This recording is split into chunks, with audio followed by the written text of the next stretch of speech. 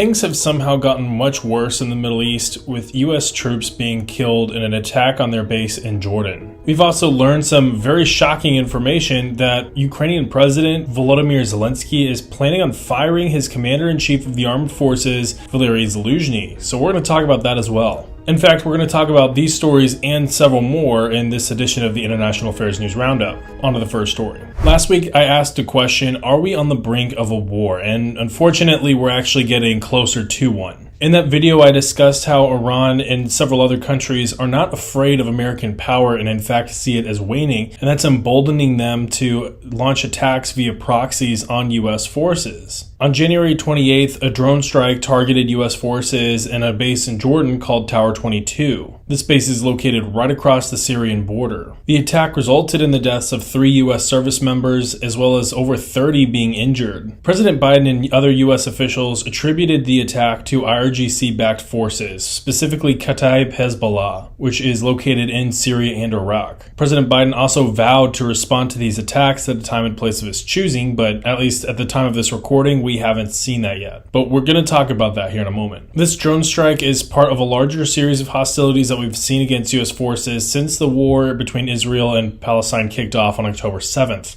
Over 160 attacks have occurred against US forces across Jordan, Syria, and Iraq. Iran-backed groups are primarily responsible for these attacks, especially a group like Kataib Hezbollah. And at least up to this point, the worst that we've seen is injuries to US service members, and this marks the first time that US troops have actually been killed in one of these attacks. So how exactly was this attack even allowed to happen in the first place? I mean, shouldn't there be base defense capabilities that prevent a drone from just flying in? Well, yes, and it appears that this was actually an issue of deconfliction, meaning that there was apparently a US drone that was returning from a mission, and both US and Jordanian air defense assets, they both mistook the Kataib Hezbollah drone for the US drone. Basically, it just followed the US drone back to base. And being that it is a drone and that this whole situation happened, it has me wondering how this will adjust the US position on electronic warfare for its forces in the Middle East, as well as how deconfliction will be handled. After all, if all the enemy has to do is just follow American drones back to base to successfully bypass air defense, that's a huge problem. And I understand that deconfliction is hard and there's a lot that really goes into it, but at the same time, it is a critical function of defense. We've seen the US respond to attacks against US personnel in the past, however, it really hasn't been all that significant. It appears that this time will be much different. Reporting out of the White House and the Pentagon have shown that really the plan appears to be a tiered response that could last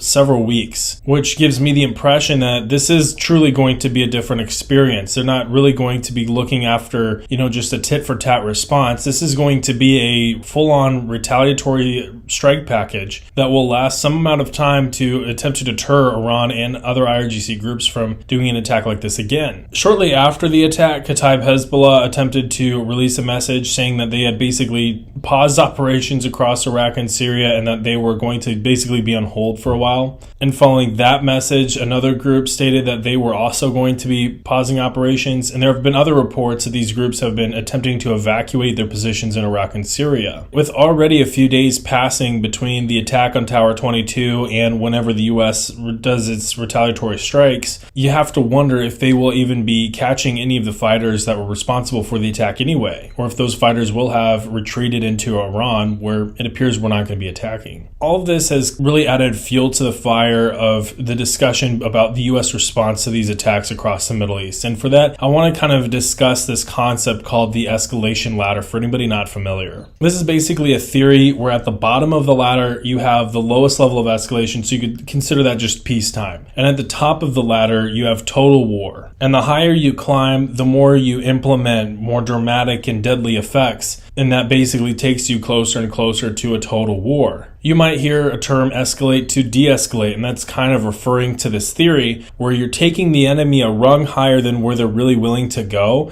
and that really convinces them to back down. Well, in this case, up to this point, Iranian forces have kind of dictated the height on this ladder that we've gone. For every strike against U.S. forces, the U.S. has really responded with a reciprocatory strike, meaning that they've really responded on an equal rung of the strike. But at no point has the U.S. attempted to take them a rung higher up the escalation ladder. And the reason for that is because the U.S. doesn't want to be responsible for unnecessary escalation in the region, especially considering it's already volatile enough. However, at the same time, groups like Kataib Hezbollah and Hamas and Hezbollah and some of these other axis of resistance groups like the Houthis, they all kind of thrive in this environment where they're able to stay just several rungs below active conflict, but they're still able to get punches in. And so refusing to take them higher up the escalation ladder has really shown that the U.S. is willing to stay on those rungs. And as long as the U.S. is willing to stay on those rungs, those groups will continue to launch their attacks. And that's led to the debate that this decision to refuse to escalate in the region has actually put U.S. troops in danger by not really deterring enemy forces from continuing their attacks. For instance, we've seen several months of the U.S. attempting to not escalate tensions, but at the same time, U.S. forces have been attacked increasingly more heavily since the war kicked off, up to this attack on Tower 22. On the flip side of this debate, you have the argument that the U.S. should take them several rungs higher than they're willing to go and really show that the U.S. is willing to aggressively pursue even Iran proper to get Iran to reel in the axis of resistance groups as well. Simply put, Iran can't really hang with the U.S. the higher up the ladder we go. Very few, if anybody, can. But especially a group like the Houthis or Kataib Hezbollah,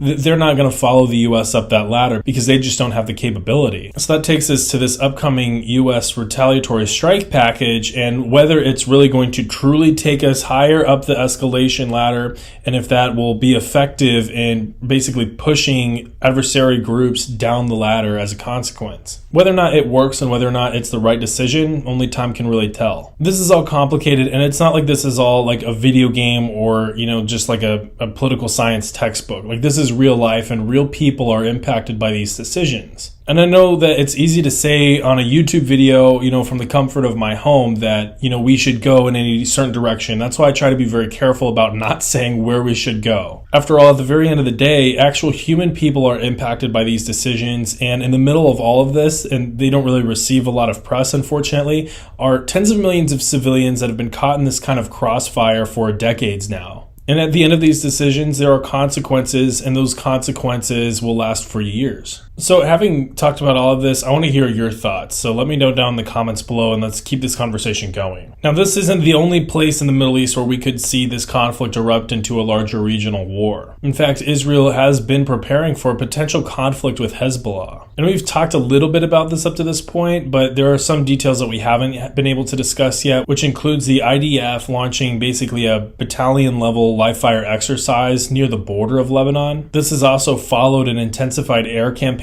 on Lebanon by the IDF, and that air campaign has actually begun to strike targets all across southern Lebanon. This all, of course, follows a bombing in Beirut, which killed a very high-level Hamas official. However, Israel has not accepted responsibility for that attack. However, several Hezbollah officials have been killed in the Israeli airstrike campaign. All of this includes reports that the Israelis are calling for Hezbollah to push back to the Litani River, and that if they are unwilling to do so via negotiations and diplomacy, then the IDF will be willing to do so with force. And while the IDF has been preparing for this conflict for some time, also consider that Hezbollah has too. In fact, they've been preparing since around 2006. And while there have been diplomatic efforts to mediate this conflict and prevent an expansion of this war, especially with negotiations between Israeli and Hezbollah officials by way of the United States, the UAE, and Egypt, there's really a long way to go to achieve any kind of lasting peace with this. Now, if Israel were to launch a new front against Hezbollah, this would almost certainly take us into a larger regional conflict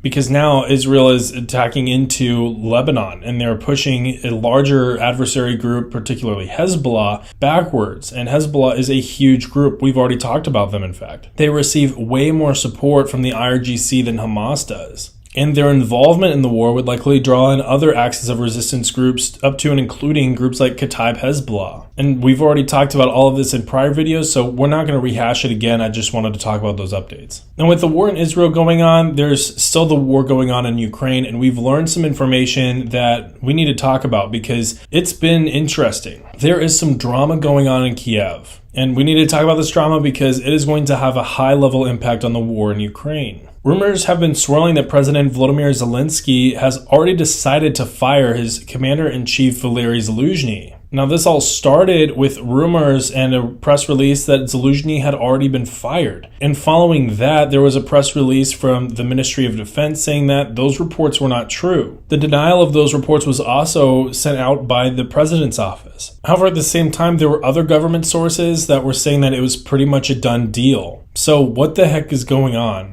According to an article by Foreign Times, and we're going to talk about this article specifically and its author, because that also kind of adds some complexity to this story. But let's first start by talking about what the article said and just kind of get an idea on what exactly is being reported here. According to the article, Zelenskyy offered Zaluzhnyi a different position, reportedly some ambassadorship to a very important country, but Zaluzhnyi denied that role. Included with that offer was basically an offer by Zelenskyy for Zaluzhnyi to submit a letter of resignation. Replacing Zaluzhnyi was reportedly going to be any number of candidates, including the head of the Ukrainian military intelligence, Kirill Budanov. And while the report says that Zelenskyy may have already made up his mind, it also states that Zelenskyy might actually not execute on this decision for some time, especially considering the amount of backlash and outcry that Zelenskyy received following the reporting. So why would Zelenskyy fire Zaluzhnyi? I mean, Zaluzhnyi is considered a hero and he has a very strong amount of support amongst the military and civilian populace. Well, the reported tension has actually grown since the war began, for reasons up to and including Zelenskyy's paranoia that Zaluzhnyi might have political ambition and his political popularity. There have also been differences in opinion regarding how to prosecute the war. And those tensions actually got inflamed during the failed Ukrainian counteroffensive. Following the counteroffensive, Zaluzhnyi reported that the war had basically entered a stalemate, and Zelenskyy immediately rebutted and asked him to retract that statement. The reason stalemate is such a bad word basically for Zelenskyy is because that might concern Western supporters and might deter them from giving military aid to Ukraine, which, as long as Ukraine receives aid, stalemate isn't necessarily what we're looking at yet. At least not a sustainable stalemate. So they're basically looking at two different things. Zaluzhnyi is looking at the ground situation right now, and Zelenskyy is looking at the potential for where the war can head in the future. Zelenskyy also wants to be directly involved in the leadership with military affairs, and Zaluzhnyi wants to be in control because, again, he is the commander-in-chief of the armed forces. Zelenskyy has reportedly been anxious about the support levels for Zaluzhnyi within the military, with one Kiev Post article reporting that Ukrainian military support for Zaluzhnyi was total and they considered him unfireable. Now, it's important to note that if these tensions exist and if Zelenskyy decides to fire Zaluzhnyi, that's not unprecedented in wartime. Throughout history, there have been several clashes between civilian and military leadership, leading to the civilian leadership firing the military leadership. For instance, President Lincoln had a series of disputes with General McClellan, who was in charge of the Union Army at the outset of the Civil War. McClellan's reluctance to attack the Confederate Army, as well as his political ambitions, led to a lot of tension, and Lincoln firing McClellan later.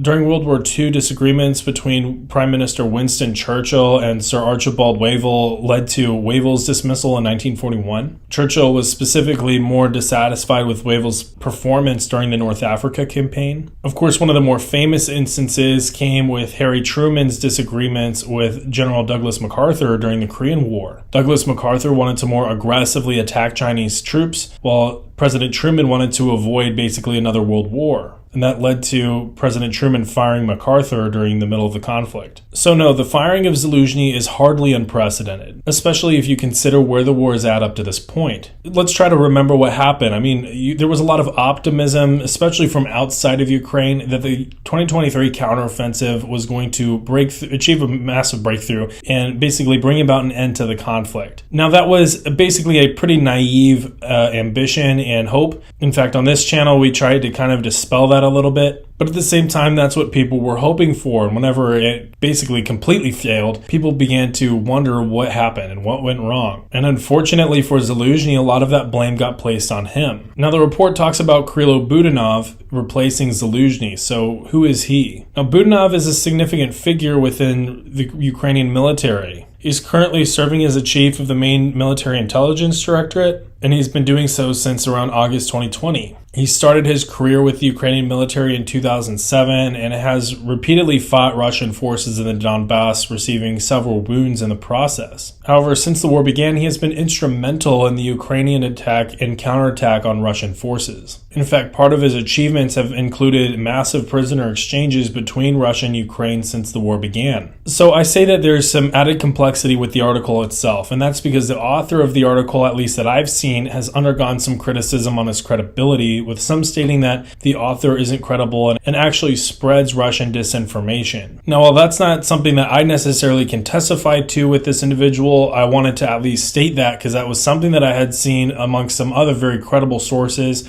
But regardless, there's definitely smoke with this story. There's definitely tension between Zelenskyy and Zaluzhnyi, and there have been some other reporting basically indicating that Zelenskyy does either plan to or has decided to fire Zaluzhnyi. That said, there's still a lot of movement with this story, so we're going to circle back if we need to down the road. But I wanted to put this on your radar. Now, it's not all bad news for Ukraine, though. There's some new aid coming to the Ukrainian military, and this has a pretty interesting twist. The U.S. is providing Ukraine with a ground-launched small-diameter bomb, or a GLSDB, which is part of its latest aid package to Ukraine. The GLSDB is basically a precision-guided munition, and it has a rocket attached to it, which allows it a range of around 90 miles. This actually significantly increases Ukraine's strike capabilities and ability to target deep within Russian-controlled territory, especially with a capability like HIMARS. The bomb has GPS guidance, which also grants it precision, something very important in this conflict. This delivery is part of a $2.17 billion aid package going to Ukraine. Now, what's interesting about this is that this bomb is not coming from or being pulled out of U.S. stocks. In fact, the U.S. appears to not even have this in its stockage, meaning that this system may have been tailor-made specifically for Ukraine. So why would the U.S. be making tailor-made systems for Ukraine whenever there are more capable systems that exist in greater quantity and have the infrastructure to back them already in U.S. stockages? Well, the U.S. basically has restrictions on what can and can't be sent to Ukraine and what Ukraine can and cannot do with those systems. For instance, HIMARS has the capability to target deep inside Russia proper. However, the United States don't want to be responsible for giving Ukraine weapon systems that they would use to target Russian cities, the result of which could be unmitigated escalation in the conflict beyond Ukraine. To meet Ukraine in the middle, they provided HIMARS, but modified and only delivered with munitions that could only reach Russian forces inside of Ukraine, and the stipulation that Ukraine can only target Russian forces inside of Ukraine.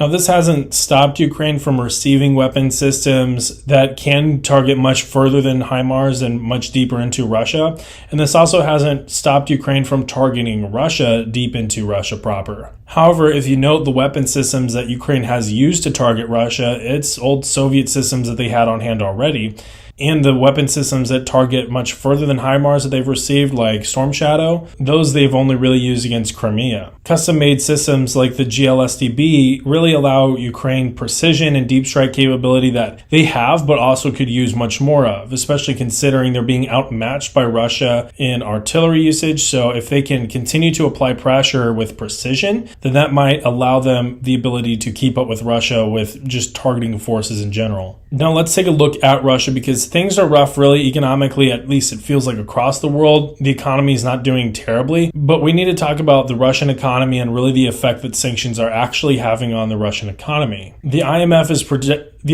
is projecting a global soft landing, and part of that includes actually 1% growth target for the Russian economy in 2024. Yes, the Russian economy is actually growing despite Western sanctions. This growth is attributed to Russia's financial stimulus and the different domestic policies that they've implemented since the war began to keep the economy going. And while the Russian economy has shown resilience against Western sanctions, there's still concern about their energy clientele, as well as the economic impact that sustaining a war in Ukraine will ultimately have on Russia for years to come. Now, we've discussed the impact on Western sanctions on the Russian economy, and it's interesting to see that despite all of that, it's still going to grow. Now, why is that exactly? Let's talk about what sanctions do and what they don't do. Economic sanctions are tools used by countries or international organizations to apply pressure on a government or an economy, basically to change their policy or actions. And I'll say that again, it is a tool to apply pressure, meaning that it's not going to be be a tool that destroys an economy. It's something that applies pressure. Yes, we can all see that the Russian economy is being pressured right now, but we can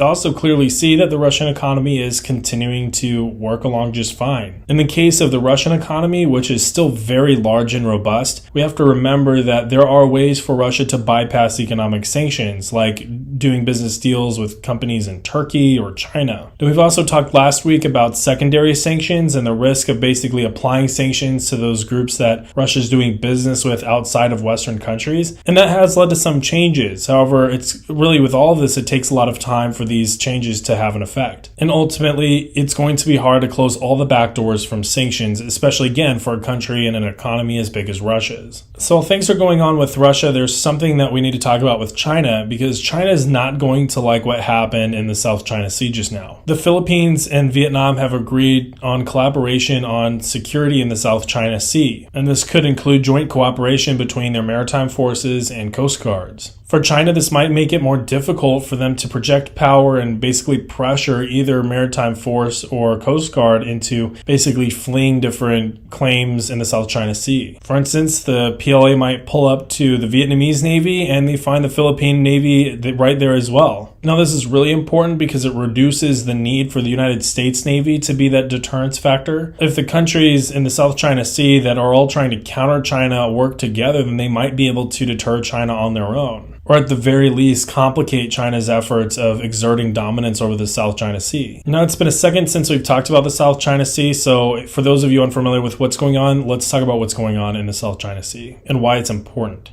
The South China Sea is strategically important because of its economic value. It's a huge economic corridor with trillions of dollars in trade going between China and East Asia to Europe, Africa, and the rest of the world. It may also have abundant natural gas and oil reserves as well as fish. China's basically claimed the entirety of the South China Sea, extending far south of the Chinese mainland. And this is basically overlapped with the claims of other countries throughout the South China Sea that enjoy international recognition of their claims. To back these claims, China has basically constructed artificial reefs all across the South China Sea. So instead of having to deploy aircraft carriers and naval ships to get radar coverage and aircraft coverage across the South China Sea, they basically have islands with all the radar and aircraft that they need. And as a result, we've seen a lot of harassment from the Chinese Navy against countries like the Philippines and Vietnam, which is really what has led to these kinds of cooperation agreements being made. It's also led to a lot of anxiety about the aggressive Chinese military that we're starting to see. In fact, some people have described the South China Sea as being a flashpoint for a new world war. However, again, I don't necessarily think that that's the case. The South China Sea might be like a secondary front in a war over Taiwan. However, I'd be kind of surprised if it is really the only spark that kicks off a war in East Asia. But I say that to say that that's really how people look at the South China Sea. So we'll see what impact ultimately that this agreement has on China and its ability to project power down through the South China Sea. I do think that it is reassuring to see that countries are working together and trying to come up with a solution themselves. So with all that said, we've talked about a lot today. There have been some very interesting stories and very complex stories that we've talked about. So I want to hear your thoughts. So let me know down in the comments down below. Leave a like on this video and I will see you all next time. Later.